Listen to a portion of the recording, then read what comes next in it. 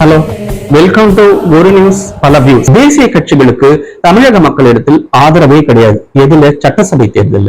ஆனா பாராளுமன்ற தேர்தலை பொறுத்தவரையும் மத்தியில ஆட்சி அமைக்க வாய்ப்பு இருக்கக்கூடிய ஒரு தேசிய கட்சிக்கோ, அந்த தேசிய கட்சி கூட கூட்டணி வைக்கிற ஒரு மாநில கட்சிக்கோ, அல்லது தேசிய அளவில் மாற்றா வரக்கூடிய வாய்ப்பு இருக்கிற ஒரு அணியோட கூட்டணியில இருக்கிற மாநில கட்சிக்கோ தான் தமிழக மக்கள் வாக்களிப்பாங்க. சட்டசபை தேர்தல்ல அவங்களை கன்சிடர் கூட பண்ண மாட்டாங்க. மாநில கட்சிகளுக்கு தான் வாக்கு.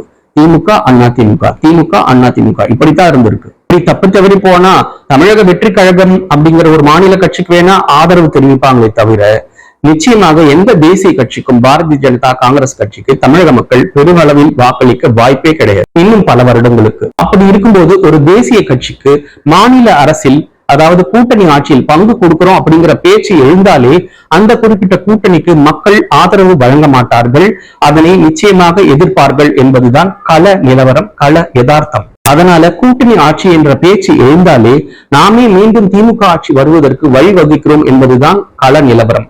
ஏன்னா திமுக எந்த காரணத்தை கொண்டும் கூட்டணி ஆட்சி அமைக்கவே அமைக்காது.